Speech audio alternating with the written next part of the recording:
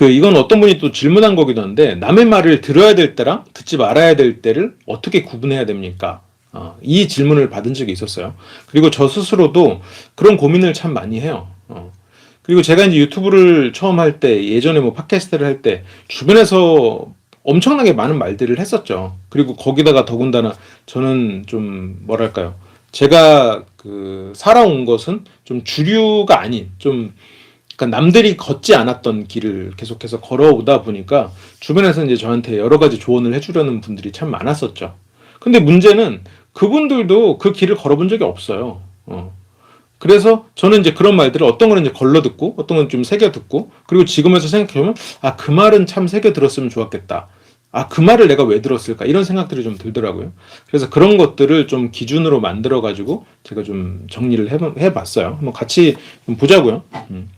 남의 말을 들어야 될 때 고려해야 될 거는 일단 크게 세 가지입니다. 일단 사회생활에 관련돼서 저 사람과 나는 어떤 사회적으로 연관이 있는가.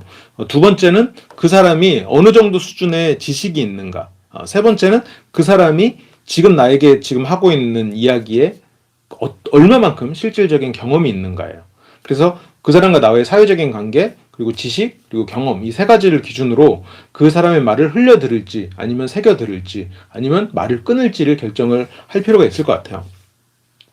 뭐 일단 첫 번째로 이 사회생활에 대한 거는 잘 아시겠죠?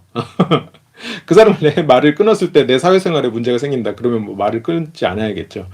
그래서 상대와의 입장을 생각해서 말을 끊을지 들을지를 고민하는 건 뭐 너무너무 쉬운 이야기고 당연한 이야기인데, 이렇게 좀 조직 생활을 하거나 이런 어떤 조직에 대해서 컨설팅을 가보면 조직 문화가 정말 너무너무 다르거든요. 그 조직마다. 그리고 그건 집안마다도 다르고, 1대1로 얘기를 할 때도 그 사람이 지금까지 살아온 그 사람의 생각이나 이런 것에 대해서도 굉장히 달라요.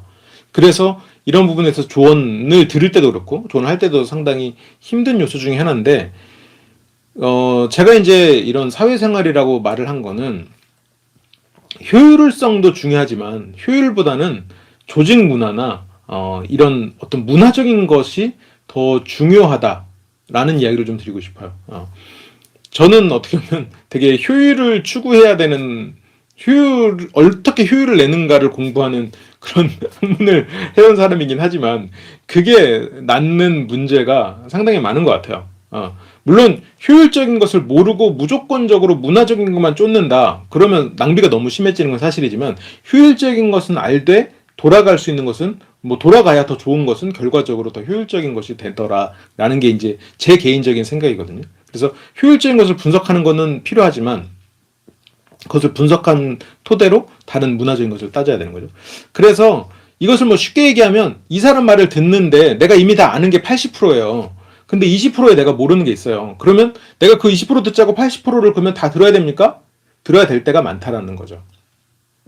내가 그 사람보다 윗사람일 때도 그렇게 들음으로써 그 사람이 20%를 얘기할 수 있게 되는 거고, 내가 상사일 때는 그 80%를 듣는 것 자체가 어떻게 보면 관계를 형성해 주는 거니까 상당히 플러스 요인이 있는 거죠. 특히나 상대가 아랫사람일 때 굉장히 중요해요. 내가 이미 알고 있고 내가 이미 다 생각한 거여도 상대가 직접 말을 하고 내가 그 상대에게 칭찬을 해줌으로써 그 상대가 직접 움직일 수도 있게 되는 거고, 나중에 내가 정말로 모르는 거를 정말로 나한테 들려줄 수도 있는 거고. 근데 내가 그 80%를 안다 그래서 자꾸 뭐 말을 끊거나, 아니면 그건 아는 얘기야, 좀 모르는 얘기 좀 가까봐, 이렇게 했을 때 진짜로 나한테 필요한 얘기를 안 해줄 수가 있는 거고, 그러면서 이제 관계가 멀어질 수도 있는 거고, 내가 아랫사람이라 그러면 이제 더 문제가 생길 수가 있는 거죠. 그 사람은 이제 다른 사람을 찾게 되겠죠. 의사 결정을 위해서 다른 사람과 의논하려고 하게 되겠죠. 이제 그런 측면에서 어떻게 보면 이제 효율보다는 그런 문화적인 것, 특히나 이건 조직 문화, 이미 전통도 어느 정도는 좀 알고 내가 어떻게 하면 그 전통 안에서 효율적으로 의사결정에 관련된 소통을 할 것인가도 고민할 필요는 있겠죠. 근데 물론 이제 그 전통을 여러분들이 만드는 입장이다. 그러면 최대한 열린 상황을 만드는 게 좋겠죠. 다른 사람의 얘기를 충분히 듣고 편하게 이런저런 얘기 다 할 수 있게 해주는. 근데 우리가 어떠한 조직의 문화를 만들 수 있는 위치가 되기까지는 시간이 걸릴 수도 있고 여러 가지 리스크도 따르니까 이제 이런 부분들이 있죠. 여기에서 이제 좀 재밌는 개념이 나오는데, 이런 얘기하면 나만 재밌더라고요. 항상 재밌는 얘기라고 하면 이제 경로우전성이라는 말이 나와요. 경로우전성이라는 건 뭐냐면, 이제 좋게 표현해서 경로우전성이고, 이제 과거에 해왔던 거기 때문에 지금도 하고 있는 것. 이런 것들이 분명히 존재하는 건 사실이거든요. 그래서 그 이걸 왜 지금 이걸 하고 있어요? 그러면 이건 위에서부터 그 과거의 사람들이 했기 때문이에요 라고 한단 말이죠. 그러면 효율을 위해서 지금 그 하고 있는 불필요한 것을 안 하게 만드는 게 옳으냐, 아니면 그것을 일단 하고 넘어가는 게 좋으냐, 이 선택을 좀 할 필요는 있어요. 근데 이 경로 우전성에 대한 거는 좀 나중에 좀 보자고요. 근데 이런 좀 정착된 비효율이 많은 건 사실이에요.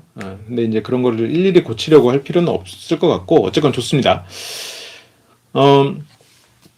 그래서 이제 그 다음이 이제 지식이랑 경험으로 나눠서 그 상대의 말을 이제 어떻게 듣느냐의 차원인데, 이 지식은 우리가 이제 우리의 목적이 지식을 얻는 것도 있을 거고, 제가 이제 아까 첫 번째로 세 가지 목적이 있다고 했는데, 목적으로 따지면 이제 사회생활을 한다는 목적, 두 번째는 우리가 정말로 지식을 얻는다는 목적, 아니면 어떤 의사결정을 하기 위해서 조언을 듣는 목적이 있는데, 두 번째로 정말로 지식을 얻기 위한 목적만 있다, 그러면 가장 중요한 건 효율인 것 같아요. 이때는 사회생활이거나 그 사람과 나와의 어떤 관계가 있을 때는 아까 말했던 것처럼 문화적인 거가 굉장히 중요하지만, 어떤 지식만을 얻는 거다 그러면 아까 말했던 것처럼 우리는 지금 정말 너무너무 홍수 같은 시대에 살고 있어요.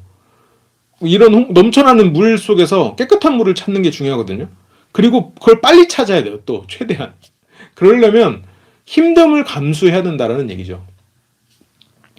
예를 들어서 TV를 켜놓고 채널을 돌려가면서 영상을 보는 건 물론 재미는 있겠죠. 근데 그거는 홍수 속에서 정제된 물이다라고 보기는 어려운 거죠. 차라리 내가 일정량의 돈을 매달 얼마를 내더라도 어떠한 그 좀 정제된 그런 지식이 있는 채널, 뭐 꼭 유튜브 채널을 말하는 게 아니라 그런 뭐 사이트든 이제 그런 것을 보는 게 어떻게 보면 내가 원하는 지식을 얻는데 도움이 될 수도 있다라는 거죠. 그러니까 이게 세상에 지식이 넘쳐나는데 굳이 그럼 뭐 과학 잡지나 이런데, 과학 잡지나 아니면 이런 기술 잡지, 뭐 경영 잡지 이런데 돈을 내야 됩니까? 요즘엔 그런 게 넘쳐나잖아요. 누가 촌스럽게 그런데 돈을 내요? 이제 그런데 다 망할걸요? 라고 이제 얘기하는 그런 제자도 있었는데, 물론 그때는 제가 뭐 그럴 수도 있겠지라고 그냥 넘어갔지만, 저는 이제 속으로 그럼에도 불구하고 그런 컨텐츠를 개발하는 곳은 절대 이제 무너지지 않을 거라고 저는 생각해요. 왜냐면 이런 지식이 넘쳐나고 어떻게 보면 정말 너무너무 훌륭하신 교수님들 혹은 너무너무 특별한 경험을 하신 분들이 유튜브나 이런 데서 나와서 우리한테 그런 걸 들려주는 너무너무 좋은 시대지만, 그렇기 때문에 어떻게 보면 더 정제된 지식은 더 필요할 거거든요. 여기서부터 이제 효율성의 문제가 되는 거죠. 그래서 여러분들은 이제 스스로가 내가 원하는 분야의 지식이 뭔가, 그래서 그 분야의 모든 지식을 뭐 알 필요는 없겠지만, 그 정말로 그런 필요한 것을 좀 찾아야겠죠. 그래서 이제 세 번째 이야기를 좀 하면서 이야기를 좀 자세히 들려드릴 건데, 저는 일단 그 상대의 조언을 네 가지로 구분을 했습니다. 네 가지 뭐냐면 경험과 지식을 기준으로 했어요. 그래서 네 가지, 첫 번째로는 상대가 지식도 많고 경험도 많은 경우, 그리고 나머지 두 개는 지식이나 경험 둘 중에 하나가 적은 거, 하나는 지식과 경험 둘 다 적은 거죠. 여기서 첫 번째로 제가 얘기해 드릴 건 일단 지식과 경험이 많은 케이스예요. 자, 이런 케이스는 어때요? 우리가 이제 의사결정을 해야 돼요. 예를 들어서 내가 학교를 더 공부를 할까요? 아니면 뭐 회사를 차릴까요? 이런 데 있어서 내가 의사결정을 해야 되는데, 조언을 구하기 위해서 그 분야의 경험도 뭐 학교도 다녀보고 뭐 회사도 차려보고 회사도 다녀보고 한 사람, 게다가 각 분야에 있어서 지식도 어느 정도 쌓인 사람의 말을 들을 수 있어요. 그러면 이제 그 상황에서는 실은 그 말을 듣는 게 맞죠. 근데 여기서는 고려해야 될 게 있어요. 여기서 저 사람이 나한테 저 조언을 왜 할까를 알아야 돼요. 우리가 지식도 많고 경험이 많은 사람들의 말이라고 해서 무조건 옳다라고 보긴 참 힘든 게, 그게 그 사람의 이익과 관련이 되어 있으면 그 사람의 조언은 나를 위해서가 아니라 자신의 이익을 위해서 그렇게 조언을 하는 경우가 참 많더라고요. 이게 뭐 모든 정치인이 그렇다는 게 아니라 일부 정치인의 모습일 수도 있을 것 같아요. 그래서 어떻게 보면 지식도 많고 경험도 많겠죠. 많은 정치인들이 있겠죠. 하지만 어쨌건 자기의 그 정치라는 어쨌건 세력이니까, 뭐 제가 정치 얘기를 하는 건 아닙니다. 근데 이제 자기가 속한 그 그룹의 이익을 위해서 나에게 그런 조언을 할 수도 있겠죠. 이렇기 때문에 우리가 그런 수많은 뒷광고들에 대해서도 상당히 분노하는 거잖아요. 우리가 좋아하는 그 사람을 좋아했던 이유는 그것을 더 많이, 나보다 많이 해봤고 공부도 해봤을 테니까 그 사람의 말을 듣고 그 사람이 많이 써봤다는 그 제품을 믿은 건데, 알고 보니까 실제가 아니고 그것은 그 사람의 이권과 관련된 조언이었던 거잖아요. 이제 그렇기 때문에 우리가 또 그것도 뭐 분노를 했던 거란 말이죠. 그래서 여기에서는, 그리고 또 하나 생각해야 될 게 있어요. 일단 상대가 조언한다는 이유, 상대의 이권과 관련이 있는가 없는가.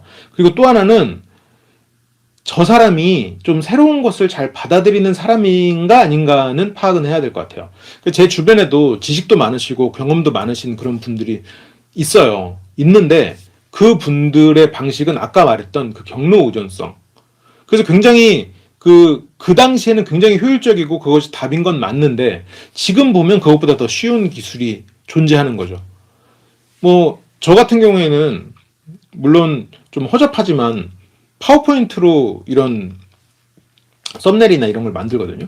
근데 이런 과거에 이런 굉장히 멋있는 포토샵이나 이런 걸 만드신 분들은 뭐라고 막 하죠. 아, 누가 포토샵으로, 아니 파워포인트로 그림을 만들어.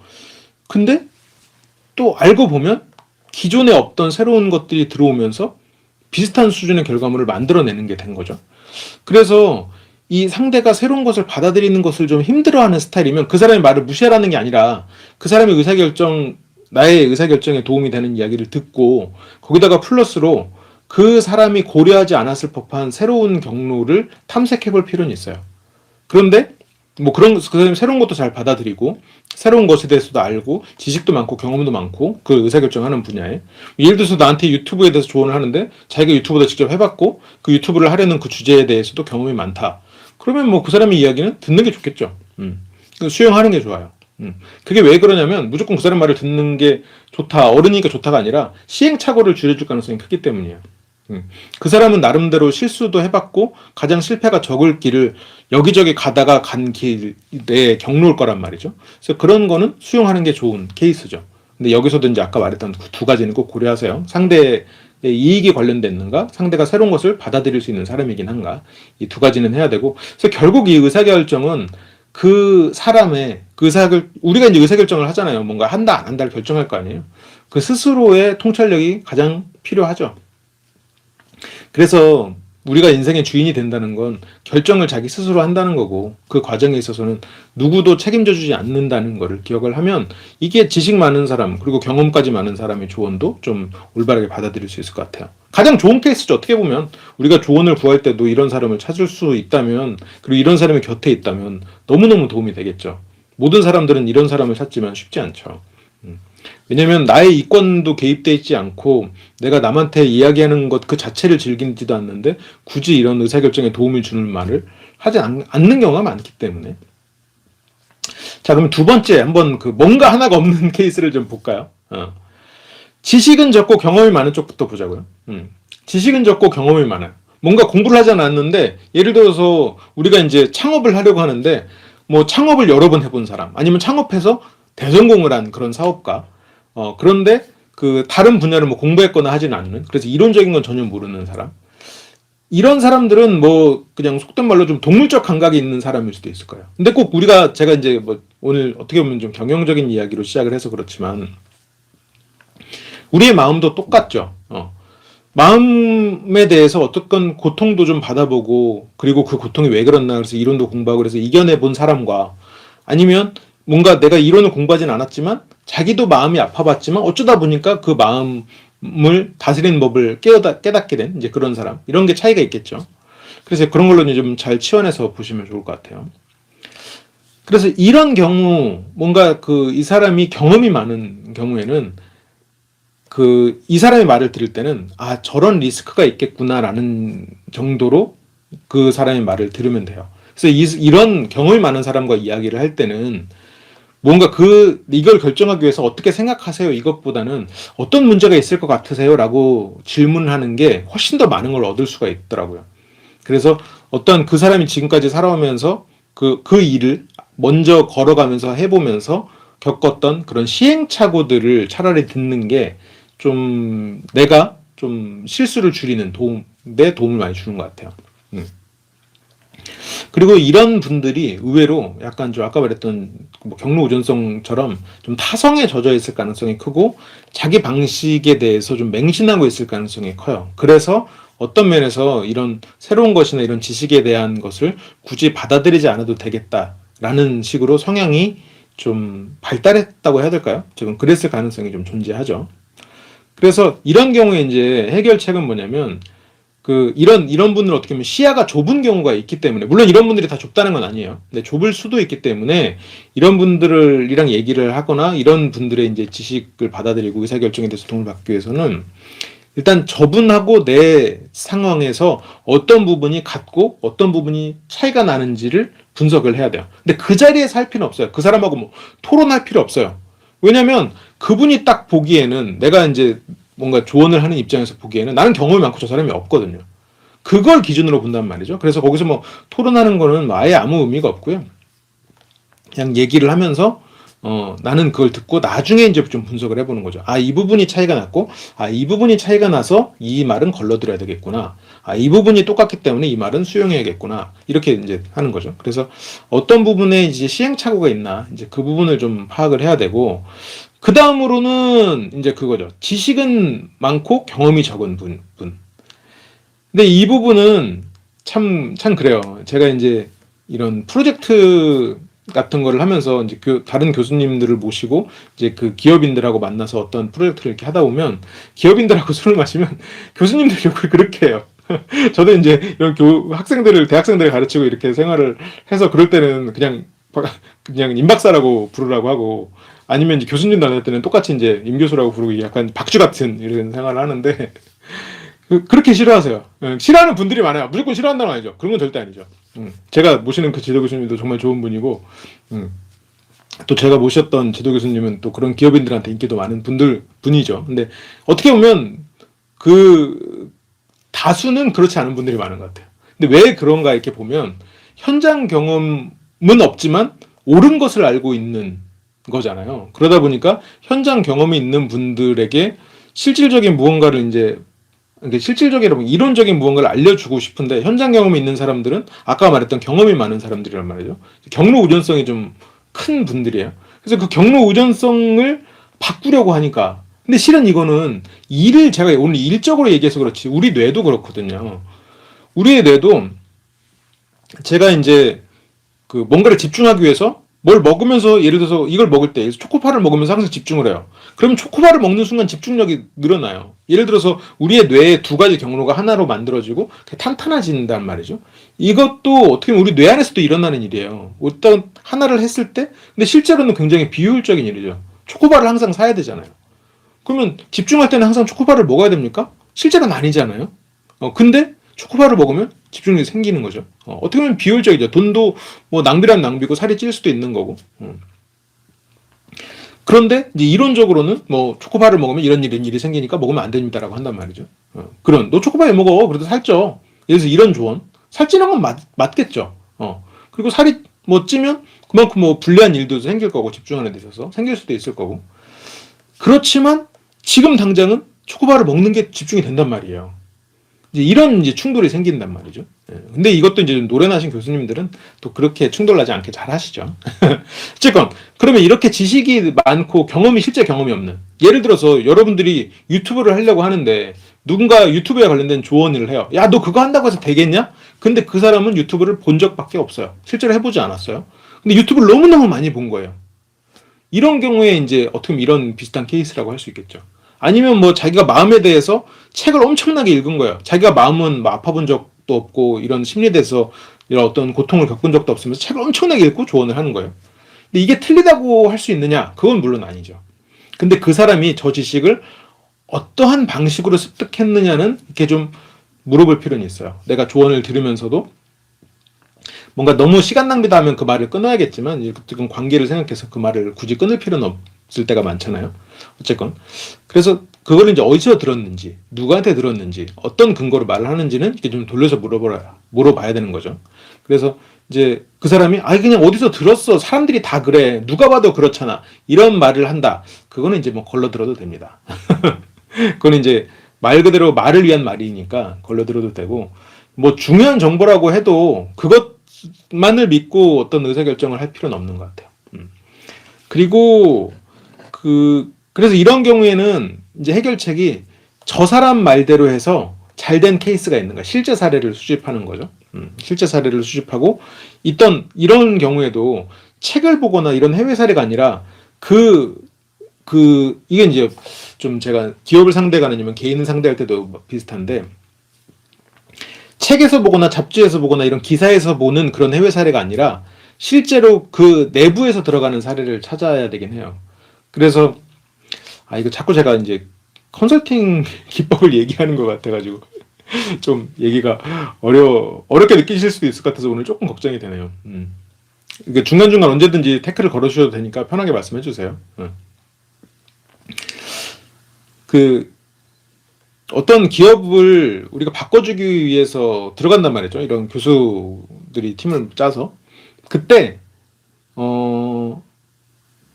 실제로는 거기서 실무하시는 사람들의 의견만 잘 모아서 올려줘도 그 기업이 잘 되는 케이스가 많아요. 근데 이제 그 기업과 비슷한 해외 사례만 가지고 간다. 그러면 실질적으로 잘 안 되는 경우도 많죠. 그래서 두 가지를 잘 조합하는 게 필요하거든요. 그러면 해외 사례인 것처럼 잘 포장을 하되 내부 사람들의 목소리를 모아서 방향을 잡아서 간다. 이렇게 하면 실제로 컨설팅도 쉽고 회사를 위해서도 잘 되는. 어쨌든 그 사람의 지식이 어디서 모아졌느냐, 경험이 없는 저것을 어떻게 보완해서 내가 수용할 것인가를 생각해야 돼요. 이제 마지막에 가장 문제가 되는 케이스, 실은 문제가 아니죠. 지식도 없고 경험도 낮은 사람들이 우리한테 조언을 하는 거. 이런 경우는 뭔가 상대가 왜 이 말을 하는지는 파악은 해야 돼요. 나머지도 마찬가지였지만 보통은 아는 척입니다. 말하는 것 자체를 즐기는 사람이에요. 솔직히 그런 사람의 말은 가치가 없잖아요. 그 사람이 이걸 해보지도 않았고 이거에 대해서 고민해본 그런 지식을 쌓는 시간도 없었는데 그 사람의 말을 우리가 뭐하러 듣냐라는 거죠. 그럼에도 불구하고 그 사람은 그것을 신나게 얘기하고 있다는 건 자기가 아는 척을 함으로써 자신의 자존감을 높이고 자신의 가치가 높음을 증명하고자 하는 거란 말이죠. 그럴 때는 그 사람은 어쨌든 선의로 말하는 거일 수도 있어요. 그런데 나한테는 독이란 말이죠. 시간 낭비일 수도 있고 제대로 된 검증되지 않은 이야기를 함으로써 내가 첫 번째로 그 사람의 검증되지 않은 말대로 한 실패자가 될 수도 있을 테니까요. 그래서 이제 그런 말은 이제 흘려 듣거나 그냥 들어주는 척 함으로써 상대가 스스로가 생각하는 거는 가치를 높여주는데 뭐 그렇게 활용하면 되겠죠, 사회적으로는. 근데 여기에서도 들어둬야 될 부분은 있습니다. 그게 두 가지인데 하나는 새로운 기술이고 하나는 새로운 관점이에요. 새로운 기술은 우리가 모든 것을 다 알 수가 없고 계속해서 새로운 기술이 나오기 때문에 그 사람이 내가 듣지 못했던 어떠한, 예를 들어서 하다못해 어플 이름이라도 언급이 되었을 때는 그것을 적어둘 필요는 있습니다. 뭐 그걸 꼭 잠깐만 하고 메모를 할 필요는 없고 머릿속에. 그래서 그것을 나중에 찾아보면 이게 이런 거구나. 꼭 그걸 할 필요는 없어도 알고 있으면 여러모로 도움이 돼요. 나중에 왜냐면 장단점을 비교해 볼 수가 있을 테니까요. 그 사람이 모르는지만 얘기했던 것도 그냥 그런 식으로 도움을 받을 수 있는 거죠. 그리고 오히려 모르는 사람이기 때문에 완전히 새로운 관점을 이야기해 줄 수도 있어요. 근데 물론 그런 새로운 관점을 위해서 이런 사람들을 찾아다니면서 계속해서 무언가를 얻는다. 이거는 실질적으로는 참 힘든 일이죠.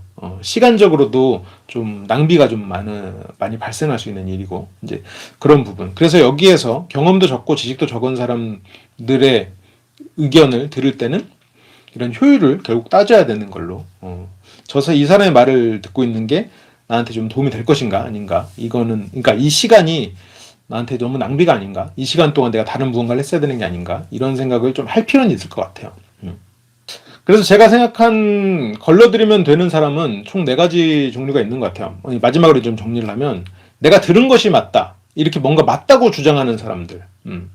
그래서 해보지도 않고 들은 것이 더 우수하다는 생각. 이게 뭐냐면 내가 직접 해보진 않았지만 내가 좋아하는 사람이, 아니면 일단 내가 들은 말이니까 이게 옳다라고 주장하는 그런 부분들이 있어요. 이게 심리적으로 사람이 내 편이 우수하다 이런 느낌을 갖거든요. 이런 생각을 갖거든요.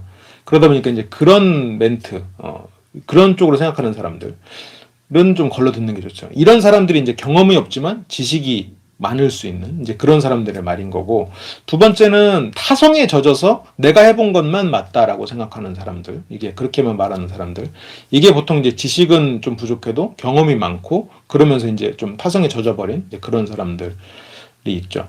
그리고 자기가 속한 편이 많다. 이거는 지식도 많고 경험도 많은데 이권에 눈이 먼 사람들, 이제 그런 사람들이 큰 그림을 못 보고 자기 그룹의 이익을 위해서 뭔가 발언을 하는 그런 거는 좀 걸러들어야겠죠. 그리고 그냥 자기가 생각해 본 게 맞다.